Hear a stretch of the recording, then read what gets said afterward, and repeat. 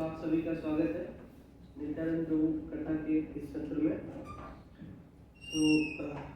हम थोड़ा नित्यानंद प्रभु के बारे में चर्चा करेंगे, उनके लीलाओं को और फिर उनके जन्म की लीलाओं का, और चैतन्य चरितामृत में श्री कृष्णदास कविराज गोस्वामी ने उनका कैसा वर्णन किया थोड़ा उस पर भी प्रकाश डालेंगे।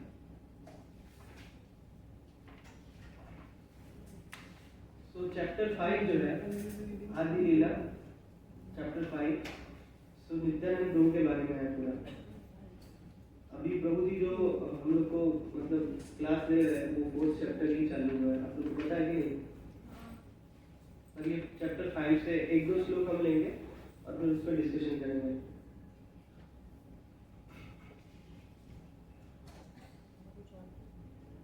सर्व अवतारी कृष्ण स्वयं भगवान, ताहर द्वितीय देह Shri Balram. The Supreme Personality of Godhead Krishna is the fountain of all incarnation. Lord Balram is his second body. Purport by Srila Prabhupada. Srila Prabhupada ki Jai. Lord Sri Krishna, the absolute personality of Godhead, is the primal Lord, the original form of Godhead, and his first expansion is Sri Balram.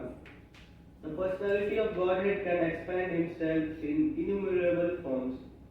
The forms that have unlimited potency are called swams, and forms that have limited potencies, the living entities, are called vivinamsh.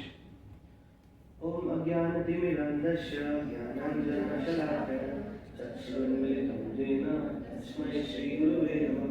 Namo Vishnupadaya Krishna Prishtaya Bhutale Srimate Bhaktivedanta Swami Namo Saraswati Devi Gauravani Pracharine Nirvishesha Shunyavani Paschati Deshatarine Jai Shri Krishna Chaitanya Prabhu Nityananda Shri Advaita Gadadhar Shivasadi Gaura Bhaktavinda.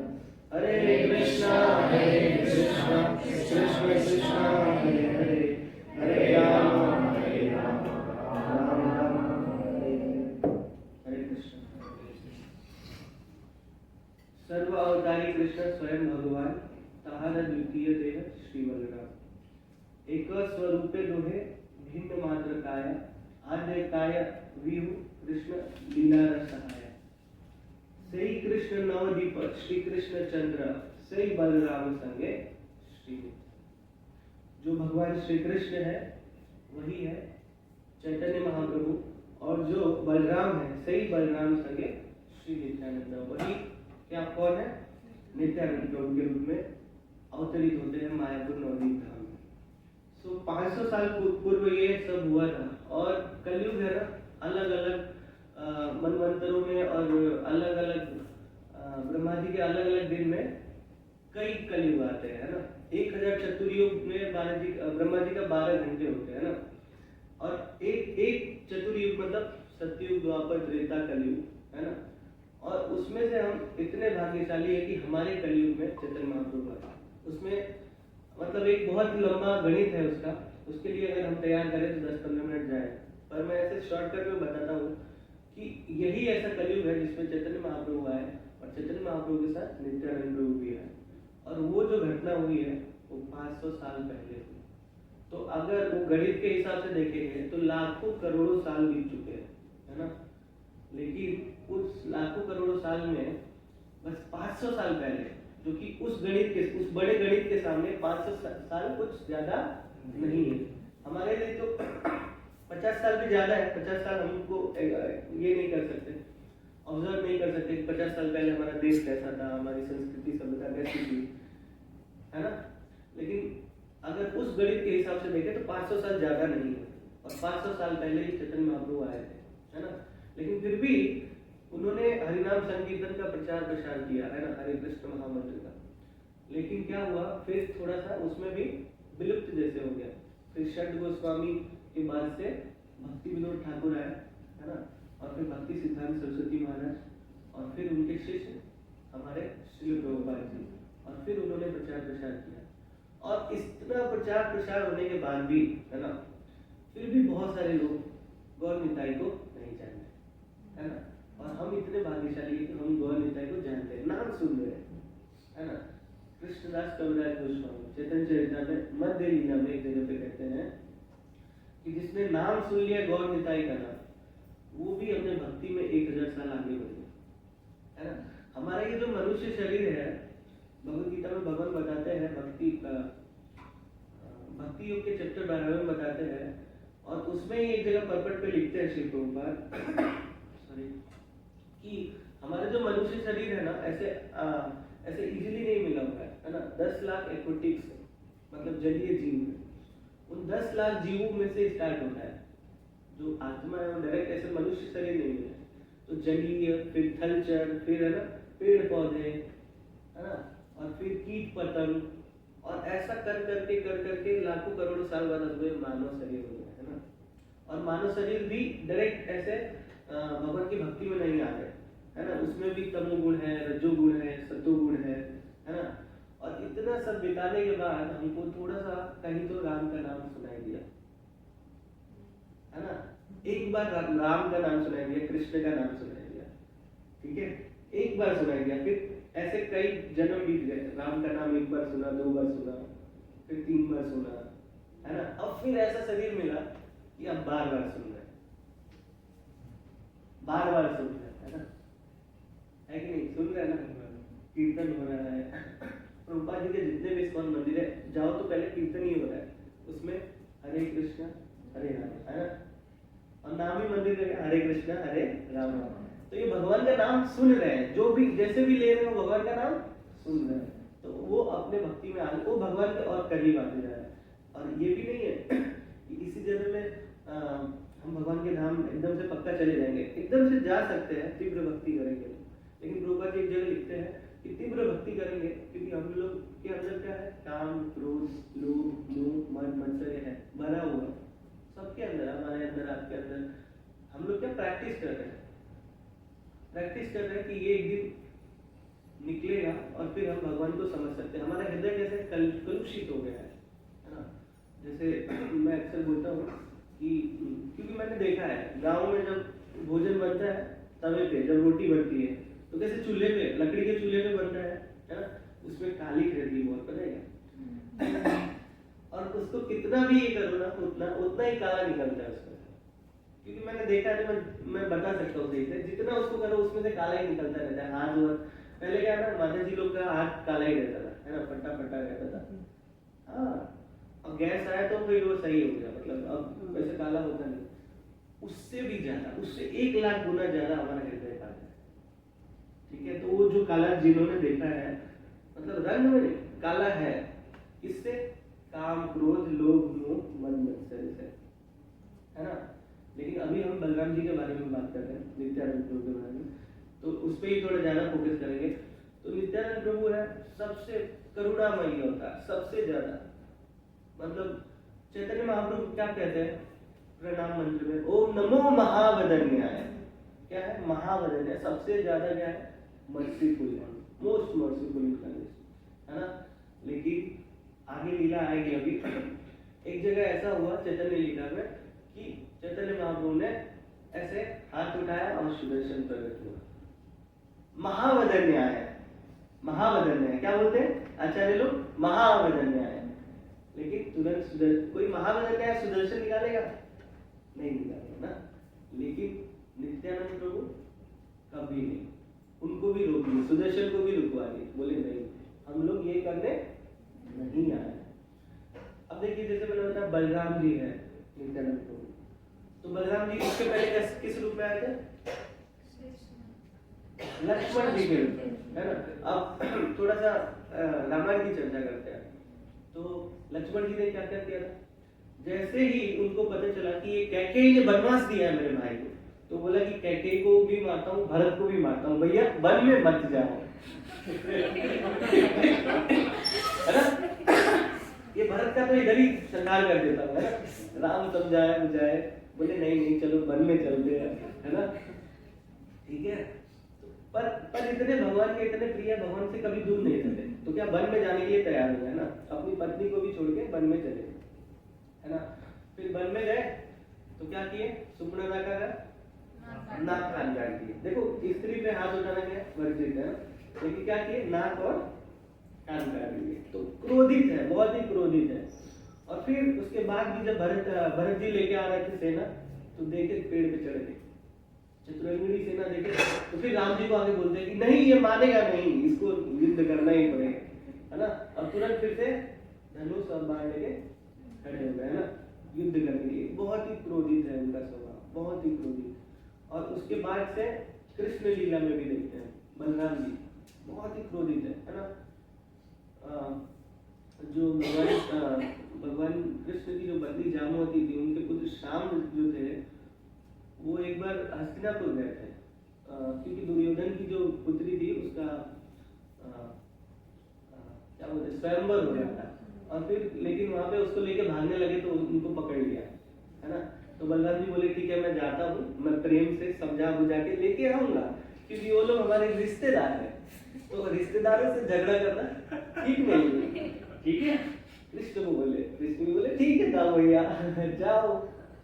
और जब गए वहां पे, और दुर्योधन को order दिए कि तुम मेरे पुत्र को पुत्रवधू के साथ यहाँ पर लेकर आओ, हम लोग उसको लेके जाएंगे। अब दुर्योधन तो दुर्योधन है, सुना नहीं, बोले थे कि रिश्तेदार है मैं कुछ करूंगा नहीं।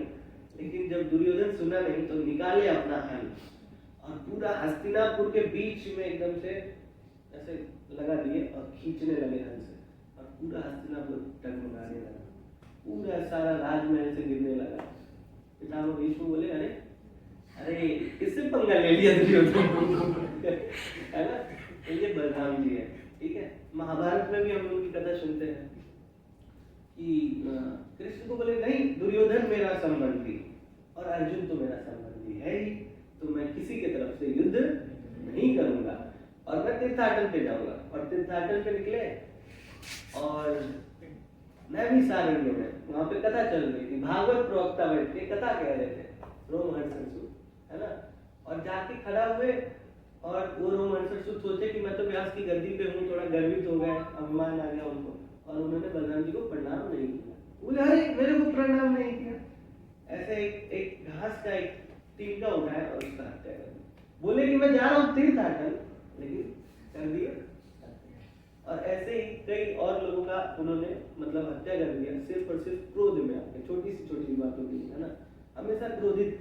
पूरे ब्रज में भी कुछ भी बड़ा काम होता था ऐसा रक्षा करने वाला, प्रोटेक्शन करने वाला, तो यशोदा मैया भी कहती थी तुम कृष्ण की रक्षा करना, क्योंकि उनको पता था ये बलराम है ना, ये सब में एक्सपर्ट है ना। हमारे साथ भी रहते हैं ना कुछ लोग एक्सपर्ट, ट्रेन में भी कर लेते हैं, है कि नहीं। क्लास में भी जो हम जहाँ पढ़ते होते हैं वहाँ पे एक्सपर्ट रहते हैं, वैसे ही बलराम जी क्या है, वैसे उनका स्वभाव जो है ऐसा नहीं, नॉर्मल नहीं है, वो क्रोधित है थोड़ा। इसलिए क्योंकि जो भगवान की भक्ति से किसी को दूर कर रहा है या फिर भगवान की भक्तों की अवमानना कर रहा है, उनके लिए वो क्रोध प्रकट करते हैं। लेकिन ऐसे ही बलराम जी जब नित्यानंद प्रभु के रूप में आते हैं तो क्या करते हैं, जब हरिदास ठाकुर के साथ जाते हैं तो लोगों को चरण में ऐसे लौट जाते हैं, है ना। जो सबसे एकदम गरीब भिखारी या फिर सबसे एकदम नालायक व्यक्ति भी रहता है, लौट जाते हैं, उसके चरणों को पकड़ लेते हैं, कहते हैं कि बोलो गौरांगा, गौरांगा बोलते हैं, गौरांगा बोलो, गौरांगा, ऐसे पैर पकड़ लेते हैं। कोई जैसे लकड़ी काटने के लिए जा रहा है या लकड़ी काट के लेके जा रहा है तो कहते हैं कि अपना लकड़ी दे दो मेरे सर पे, लेकिन तुम बोलो गौरांगा, है ना। कोई सब्जी वाला रहता है तो उसका सब्जी भी उठा के लेके जाने लगते हैं। कोई खेत में काम कर रहा है तो बोलते हैं कि मैं खेत में काम करता हूँ, तुम बोलो गौरांगा, है ना। तो ऐसे हमारे नित्यानंद, ठीक है। तो नित्यानंद प्रभु जी जो है एक चक्र ग्राम में, अब एक चक्र का भी कथा है कि जो चक्र भगवान ने उठाया था इसमें महाभारत युद्ध में, है ना, किसको मारने के लिए, भीष्म पितामह को मारने के लिए। वही चक्र बाद में वो जो फेंके तो उसी ग्राम में गिरा था, और इसीलिए उस गांव का नाम एक चक्र है। एक चक्र ग्राम में भगवान नित्यानंद का प्रादुर्भाव हुआ, और उनके पिताजी का नाम था मुकुंद ओझा, जिसको हम मतलब लोग प्रेम से हड़ाई पंडित कहते थे, और उनकी माता का नाम पद्मावती। तो ये मुकुंद ओझा जो है हड़ाई पंडित, इनका भी कथा है। ये ब्राह्मण थे, सांडिल्य गोत्र के उस समय के ब्राह्मण थे, और उस ब्राह्मण उस समय मतलब तब उस समय भी मतलब इस समय तो उतना नहीं है, ब्राह्मणों का लोग सम्मान नहीं करते, लेकिन उस समय ब्राह्मणों का सम्मान था कुछ कुछ। तो वो सांडिल्य गोत्र के ब्राह्मण थे और पूजा पाठ किया करते थे भगवान शिव की, है ना, जप वगैरह करते थे वो। और तो क्या हुआ, एक दिन वो राजा था, उस जिस एक चक्र ग्राम जिस राज्य में पड़ता था वहाँ का राजा था मुकुट राज, है ना। उनकी पत्नी थी और उनकी ही बेटी थी पद्मा। जब वो 12 साल की हो गई, और पहले उस समय क्या 12 साल हो गया तो शादी फिक्स, है ना, मैरिज डेट। तो 12 साल की थी तो वो अपने राजा से बोलने लगी कि अरे बेटी 12 साल की हो गई, तुम कुछ ध्यान ही नहीं देते, तुम तो राजकाज में लगे रहते हैं। तो वो राजा बोले ठीक है, कल मैं शिव जी का पूजा करने जाऊंगा और पूजा करके जैसे लौटूंगा, है ना, और रास्ते में जो दिख गया उससे उसका विवाह फिक्स, है ना। ये देखो कितना हंस रहे हैं। अरे ठीक है। ठीक है, तो ऐसा ही हुआ। और राजा क्या करते, शिव जी को पूजा करने जाते थे तो गए वहां पे, और ये भी जाते थे, खड़ाई पंडित भी जाते थे रोज। तो जैसे ही राजा पूरा जल चढ़ा के निकले, तब तक अंदर खड़ाई पंडित जा रहे हैं अंदर। तो राजा ये पूछे विवाह हो गया है? तो बोले नहीं। तो फिर नाम परिचय हुआ और सब बातचीत हुआ, और फिर राजा बोले कि नहीं, मैं अपनी पुत्री से आपका विवाह करूंगा, है ना। तो कर दिए, लेकिन ये तो गरीब ब्राह्मण थे। लेकिन किससे विवाह हुआ? राजा की पुत्री से। राजा बोले कि तुम टेंशन मत लो, मैं खुद राजा हूँ, है ना। कई गांव दान में दे दिए, कई गांव दान में दे दिए, पूरा जमीन उनको एकदम से जमींदार बना दिया। लोग उनका पहले भी उनको मान सम्मान करते थे, और लोग अब उनके पास आने लगे, हराई पंडित के पास, पद्मावती माता के पास। तो जब गृहस्थ रहते हैं तो उनकी इच्छा रहती है, तो वो दोनों लोग भी भगवान से प्रार्थना करने लगे पुत्र के लिए। और फिर नित्यानंद प्रभु का आविर्भाव हुआ। एक चक्र ग्राम में हम लोग गए हैं, प्रभु जी के साथ गए थे 2 साल पहले। तो वहाँ पे जब गए थे तो बहुत सारी गैये अभी भी है वहाँ पे। तो हम लोग जब आ रहे थे तो एक गाय के ये जो ऐसा रहता है, मतलब सर के ऊपर ऐसा तिलक, एकदम से नेचुरली तिलक बना हुआ था, पता है क्या, नेचुरली तिलक। और कौन देखा? प्रभु जी देख लिए। प्रभु जी बोले वी विल सी दिस, है ना। तो मैंने वीडियो भी बनाया उसका, ऐसे याद आया। तो एक चक्र में उस समय गए थे, तो वहाँ पे क्या था, तो जहाँ पे नित्यानंद प्रभु मतलब सूतिका गृह रहता है, जहाँ पे मान लो माता लोग बच्चों को जन्म देती है, वो अभी भी है, मतलब उसको बनाया है छोटे से, नीचे है, जमीन के थोड़ा सा नीचे है। और वहीं पे नित्यानंद प्रभु का विग्रह भी है अभी भी। और इस्कॉन का तो बहुत बड़ा मंदिर बन गया वहाँ पे। तो वही एक चक्र ग्राम है, और मुझे लगता है कि मायापुर से दूर है, लगभग 40-45 किलोमीटर है उसको, ऐसा ही डिस्टेंस पे। तो एक चक्र उसी वहाँ पे हुए। और फिर एक चक्र वहाँ पे उन्होंने बहुत सारी जन्म की लीला की थी, नित्यानंद प्रभु ने बहुत सारी जन्म की लीला की। और जिसमें ऐसा रहता था कि पूरे गांव के लोग है ना उनके पास हमेशा आते रहते थे। बचपन में इतने मतलब बलराम जी ही थे, लक्ष्मण जी ही थे, उनका स्वभाव ऐसा था कि लोग उनको आते रहते थे, मिलते रहते थे। और पूरे बच्चे उनके हमेशा उनके घर में आजू बाजू में खेलते रहते थे, है ना। कोई ऐसा हमारे साथ में रहता ना कि वो कुछ बोलता रहता, अरे भाग जाओ मेरे पास से लोग, लेकिन फिर भी लोग उससे चिपके रहते हैं। पर ऐसा नहीं था, बिना कारण के, बिना कुछ कारण के ही लोग उनसे, क्योंकि वो सबको आकर्षित कर देते थे। स्वयं भगवान है, कृष्ण में और बलराम में प्रभुपाद जी कहते हैं कोई अंतर नहीं, है ना। और इसमें भी एक जगह पे है कि उनका जो रूप है, जो बलराम जी का रंग क्या है? हाँ, और कृष्ण जी कैसे हैं? तो बस इतना ही अंतर है, दोनों एक ही है। इनका कलर कौन सा है? हाँ, बस इतना ही डिफरेंस है। और प्रभुपाद जी एक बात और क्लेरिफाई किए हैं आगे के पर्पस में, वो थोड़ा बता देना चाहता हूँ। जो बलराम जी है वो सेवक भगवान है, ठीक है, दोनों भगवान है। और बलराम जी कौन है? सेवक भगवान है। और कृष्ण कौन है? सेव्य भगवान है ना। तो बलराम जी हमेशा कृष्ण की सेवा करते हैं। अलग अलग कितने रस है आपको पता है क्या? 5 रस है, 5 रसों में भगवान कृष्ण की सेवा करते हैं बलराम जी। जैसे शांत रस के रूप में कैसे करते हैं?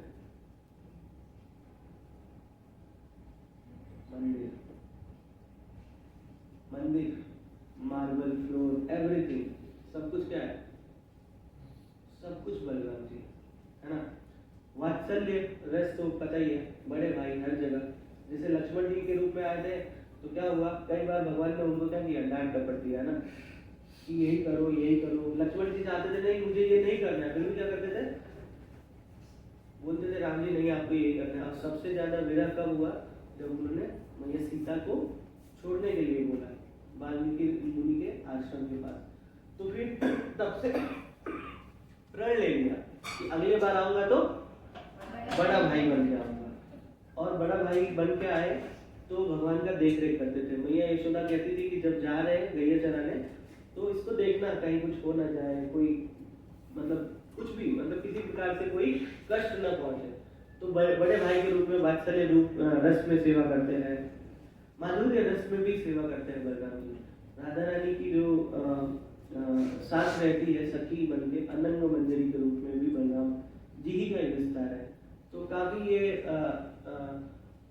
मतलब फिलोसफिक पॉइंट ऑफ व्यू से काफी लंबा चौड़ा ये है कि बलराम जी विस्तार करते हैं भगवान की सेवा करने के लिए, है ना। वासुदेव, शंकरषण, अनिरुद्ध और प्रद्युम्न, है ना। ये इस चैप्टर में है, पूरा पढ़ने के लिए है तो आप पढ़ सकते हैं पूरा। भगवान के 4 रूपों में विस्तार करते हैं। और फिर उनका संकर्षण का महासंकर्षण, महाविष्णु, गर्भोदकशाही विष्णु, क्षीरोदकशाही विष्णु, इस सब बलराम जी का विस्तार है ना। जैसे लोगों को पता नहीं है कि कहते हैं विष्णु जी के अंश कौन है, कृष्ण। और जब हम वही चैतन्य लीला पढ़ते हैं तो ये जो गुह्य दर्शन है कृष्ण कॉन्शियसनेस का, ये हमारा वैदिक जो दर्शन है उसका, वो चैतन्य चरितामृत से ही समझ में आता है। इसीलिए मैं इस पे बोल नहीं सकता क्योंकि बोलने का अधिकारी नहीं, बोलने का योग्य नहीं, हमारा योग्यता कुछ नहीं है ना। हम बस कथा में जो सुने हैं या फिर थोड़ा पढ़ लिए हैं या प्रभु जी के पॉइंट मतलब जो हमको याद है या फिर प्रभुपाद के जो लेक्चर्स होते हैं उससे, क्योंकि इतना गुह्य है कि मतलब हमको खुद को क्वालिफाई करना पड़ेगा। प्रभुपाद जी ऐसा बताया है कि हमको पहले क्या है, प्रभुपाद जी के स्मॉल बुक्स पढ़ने हैं, फिर भगवद गीता है ना, कृष्ण बुक पढ़ना है, फिर श्रीमद् भागवतम पढ़ना है। सब पढ़ ले तो चैतन्य चरितामृत पढ़ने के योग्य बनेंगे, है ना। क्योंकि देखो सुन के हमको थोड़ा सा डाउन आ जाता है क्या, लेकिन ठीक है कथा में हम सुन रहे हैं तो धीरे धीरे हमारे मस्तिष्क में जा रहा है।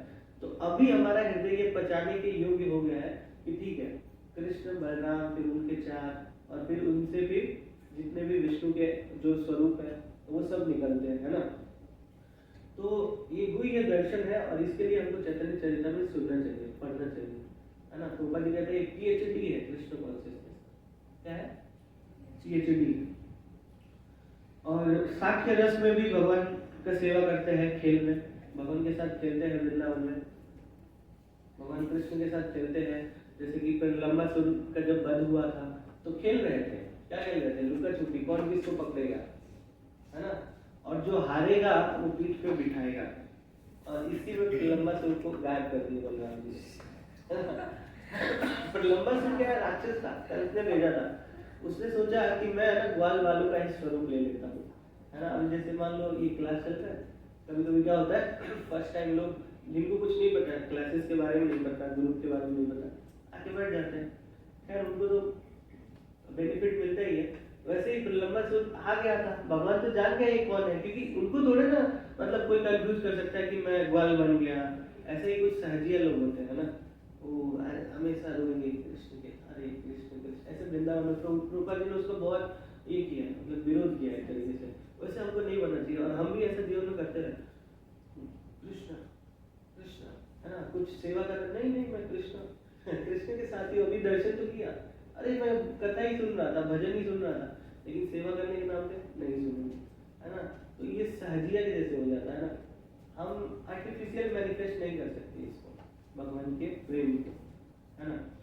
तो वात्सल्य के रस के रूप में सेवा करते हैं। और फिर क्या है, माधुर्य रस, साक्ष्य रस हो गया ना, 5 रस।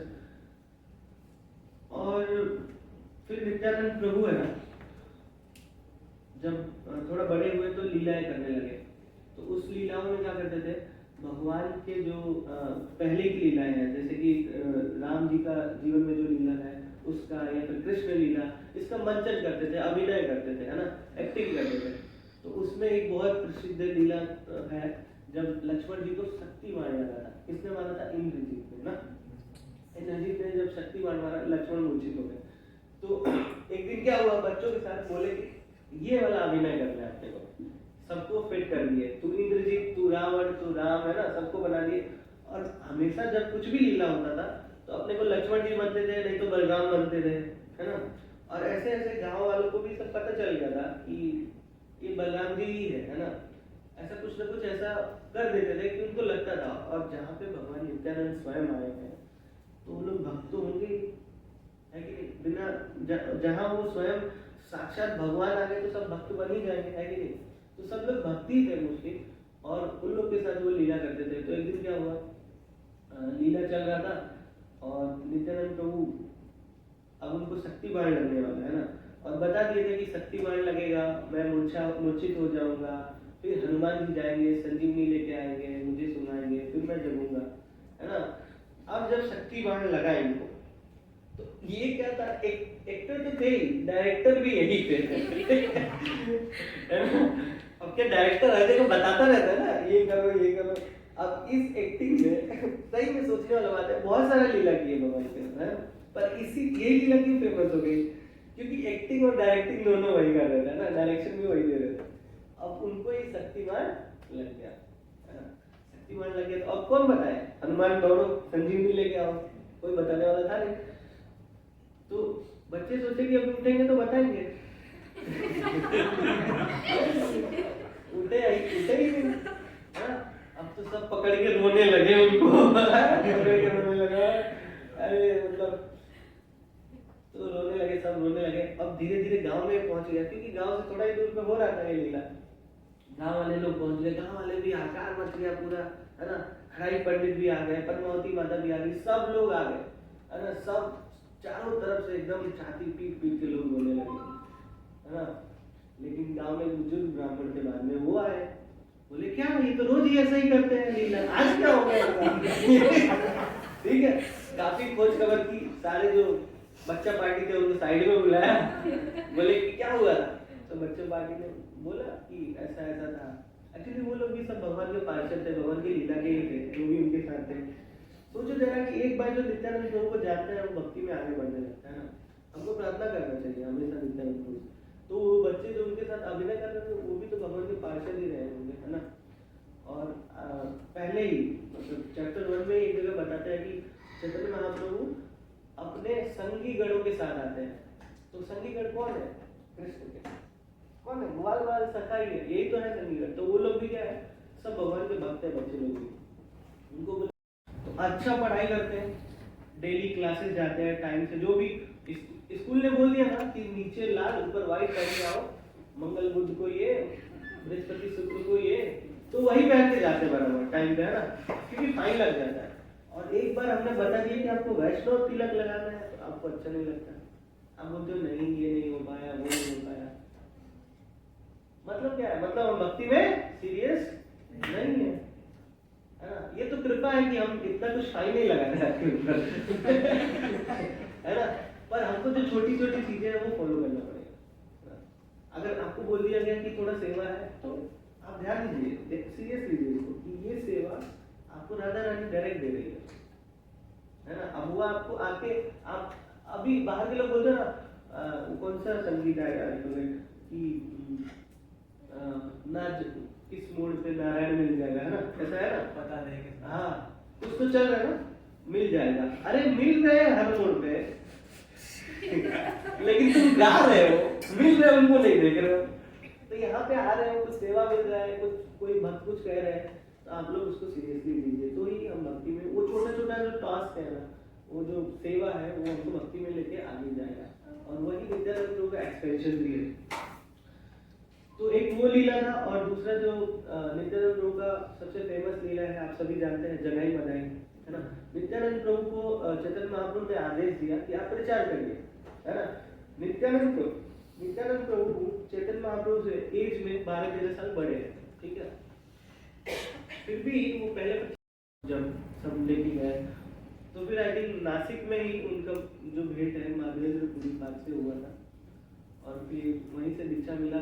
और फिर जब धीरे धीरे और आगे बढ़ने लगे तो उनको ये मिल गया था, पता चल गया था कि चैतन्य महाप्रभु आ गए हैं और अब वो लीला प्रारंभ कर रहे हैं और कुछ दिन में प्रचार प्रारंभ हो जाएगा।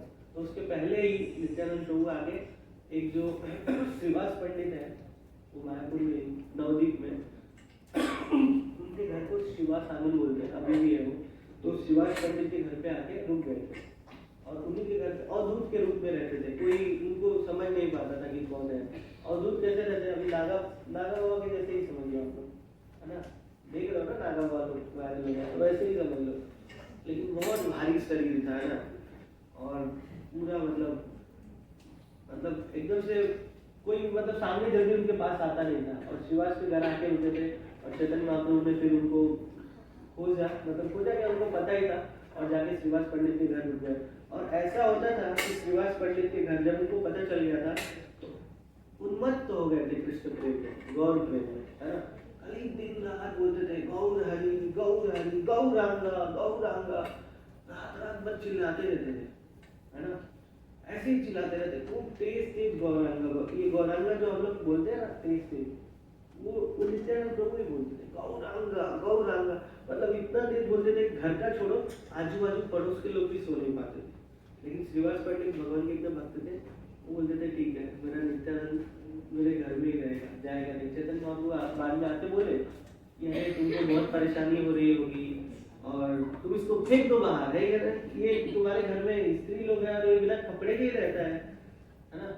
ऐसे ही कभी रहते थे, टोपी पहनते थे या कुछ तो थोड़ा बहुत पहन लेते थे और कुछ भी करता है मतलब से खाता पीता और बहुत खाते थे। तो श्रीवास पंडित जो है चैतन्य महाप्रभु को बोले नहीं मैं अपने प्राण को त्याग कर सकता हूँ लेकिन नित्यानंद को त्याग नहीं कर सकता हूँ। चैतन्य महाप्रभु बहुत खुश हो गए, यही भाव हमारा होना चाहिए। और चैतन्य महाप्रभु खुश हो के क्या बोले बताएगा कि तुम्हारे घर कुत्ता भी है, जितना कीट पतंगा है ना, इंसेक्ट, जितना छोटा मोटा जितना जानवर है सबको कृष्ण प्रेम मिल गया, सबको वैकुंठ का वास मिल गया, है ना, ऐसा बोल रही है। वो जो भी है तुम्हारे घर अगर कोई बाहर से भी काम करने आता है उसका भी उद्धार कर दिया मैंने। और फिर दूसरा बात बोले कि लक्ष्मी जी है उनको लक्ष्मी का कमी हो सकता है, लेकिन जो मेरे निताई को इतना प्रेम करता है उसके घर में कभी लक्ष्मी का कमी नहीं होगा। और इसीलिए प्रभुपाद जी जो घर में डीटीज रखने को क्या बोले, गौर निताई को रखने, है ना। बहुत सारे लोग बाल गोपाल तुरंत राधा कृष्ण को रखना चाहते हैं, कुछ नहीं मारेगा थप्पड़ है ना, उठा के पटकेंगे आपको, पता है क्या आपको। लेकिन गौर निताई बहुत दयावान है ना। निताई को लेते हैं, लक्ष्मी जी ऑलरेडी फिट हो गई घर में। तो इसीलिए जो गृहस्थ लोग हैं, ठीक है, प्रभु जी हमको बोले तो हमारे घर गौर निताई है, सही में लक्ष्मी तो कभी नहीं है, ठीक है चल जाए तो चल रहा है। तो गौर निताई को हमको अपने घर में रखना है ना। तुरंत हमको फटाक से कूदना नहीं, इस पे एकदम हमारे घर में राधा कृष्ण का डीटीज है, हम नहीं कर सकते। तो जो बोल दिया आचार्य लोग वो कर, गौर निताई बोले तो गौर निताई, क्योंकि बहुत लोग का प्रश्न रहता है ना, है कि रहता है कि माता लोग का ज्यादा रहता है, क्योंकि वो राधा कृष्ण जरूर रखना चाहती है ना। तो हमको इसलिए गौर निताई को रखना है, गृहस्थ लोग के लिए वही सही। और गौर निताई क्या सबसे करुण स्वभाव में, है ना, दया दिखाते हैं, है ना, ममता दिखाते हैं लोगों के लिए। और गृहस्थों को क्या चाहिए, लक्ष्मी तो चाहिए ही गृहस्थी के लिए, है कि नहीं, चाहिए कि नहीं। और जो यूथ लोग हैं उनके घर में भी गौर निताई अगर फोटो भी रखे हैं तो आप उनको भोग लगाइए, है कि नहीं। तो फिर गौर निताई अगर कृपा करेंगे तो राधा कृष्ण का प्रेम ऑटोमेटिक मिल जाएगा विदाउट डिले। इसीलिए और निताई का जैसे मैंने बताया, अगर निताई को प्लीज करना है तो हमें अपने गुरु परंपरा को खुश करना है।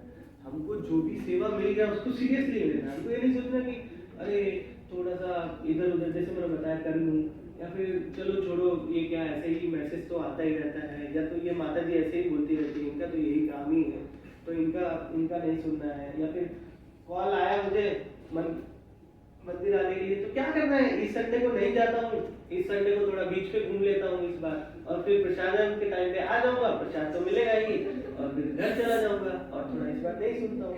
एक संडे में क्या जाता है, पर नो, जो काल है, काल रूपी सर्प है, कभी भी कर सकता है।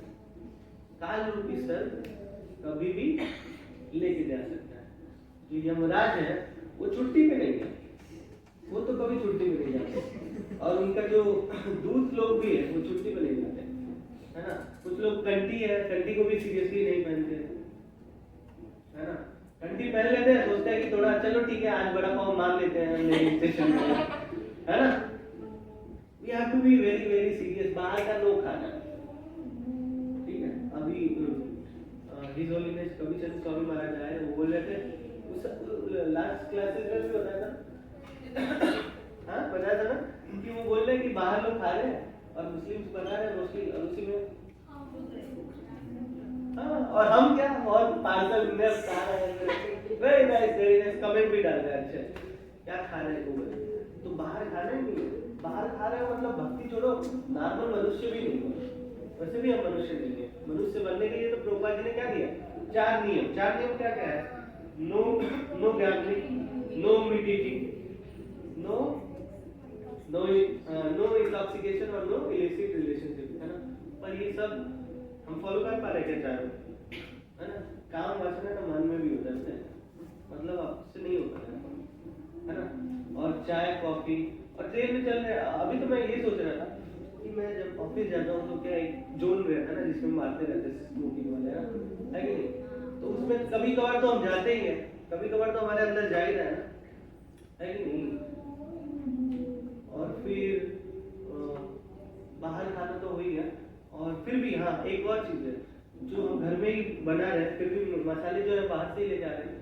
मोस्टली मसालों में क्या रहता है, इंग्रेडिएंट्स में जाके चेक करते क्या करते हैं, लेकिन फिर भी हम पूरी तरीके से ये नहीं कर सकते कि इसमें उन्होंने डाला नहीं है कि नहीं।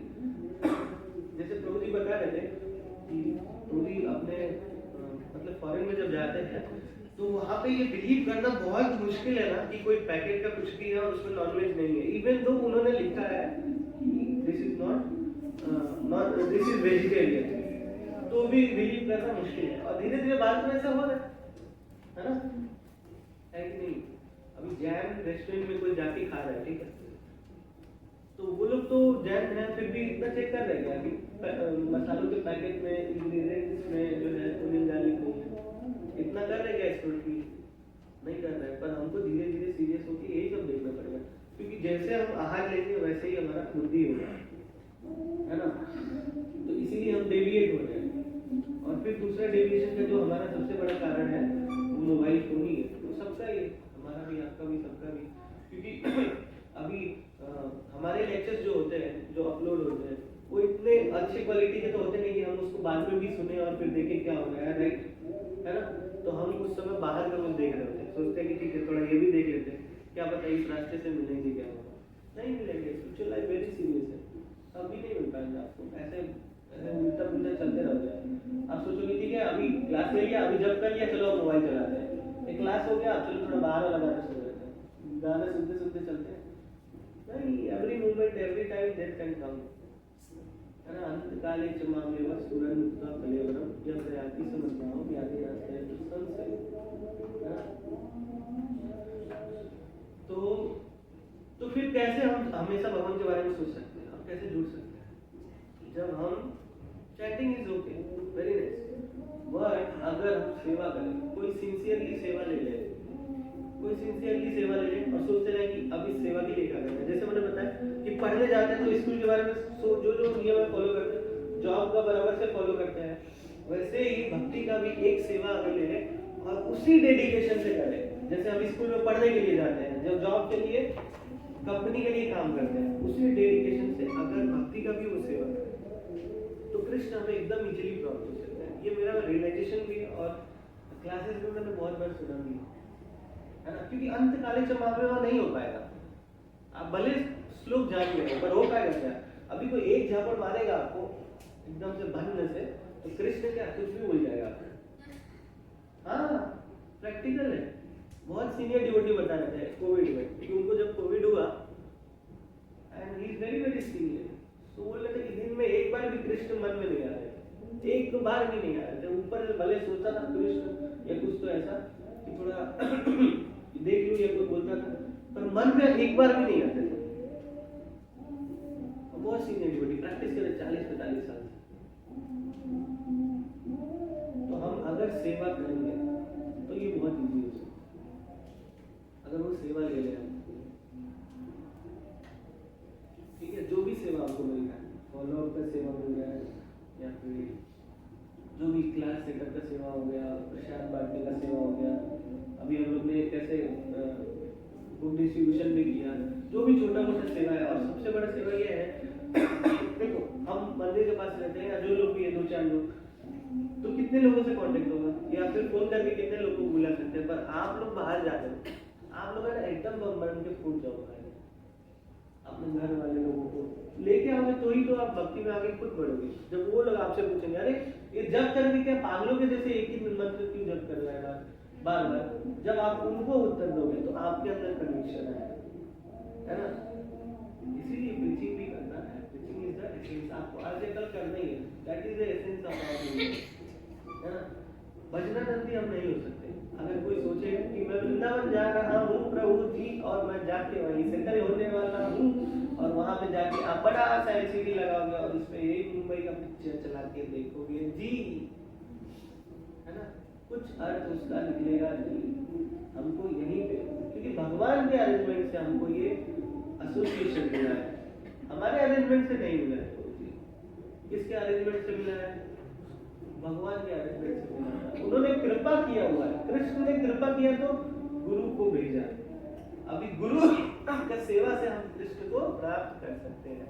This is very simple method, हम लोग को यही करना है और हमारे पास ऑलरेडी सेवा है, और वो सेवा है मेगा यूथ फेस्टिवल तरंग वेव्स ऑफ जॉय। अगर आप अभी देखो, मैं यही सोच रहा था 2-4 दिन पहले तक सोच रहा था कि हर बार की तरह जैसे हो रहा है वैसे ही तो होगा, कुछ लोग आएंगे और फिर कुछ तो मतलब कीर्तन होगा और अमुक प्रभु आएंगे, 1 घंटे का लेक्चर देंगे जैसे हर बार देते हैं, तो इससे अच्छा मैं YouTube पे सुन लूंगा और फिर हो जाएगा, या सुन लूंगी तो हो जाएगा। पर नहीं, ये वो नहीं है, हमारे लिए कुछ और ज्यादा है। क्या है वो?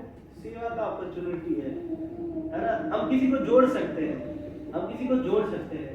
और राधा रानी का भाव ऐसा है ना कि जब किसी को सेवा करते हुए देखती है तो ये सोचती है कि ये भक्त कितना अच्छा सेवा करता है, मुझसे भी ज्यादा सेवा करता है, और उसको तुरंत किसके पास बिठा देती है? कृष्ण के पास बिठा देती है ना। और ऐसा कई बार हुआ है, पूर्णमासी है उनको राधा रानी ने कृष्ण के पास बिठा दिया। कब? जब वो झूला नहीं लिया होता था, है ना, होता है ना, उस समय पूर्णमासी को राधा रानी कृष्ण के पास और खुद उतर के झूला करने लगी। तो राधा रानी देखती है कि आप कितने भक्तों को लेकर आ रहे हो कृष्ण के पास, तो आपने गलती से या सही से, क्योंकि गलती से क्यों करोगे, आप अपने जानने वाले लोगों को कम से कम तो कर ही सकते हो ना। सॉरी, अपने दोस्तों को, है कि नहीं, अगर जॉब के लिए जा रहे हो तो उनको, और फिर जो नहीं जा रहे,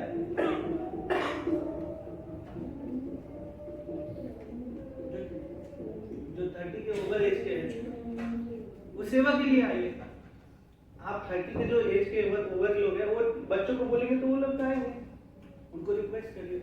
और सिर्फ 4 दिन बाकी है, मेरे पास अभी 5 पास है, तो आप लोग आ सकते हैं। जिनका रजिस्ट्रेशन नहीं हुआ है वो रजिस्ट्रेशन करवा लीजिए।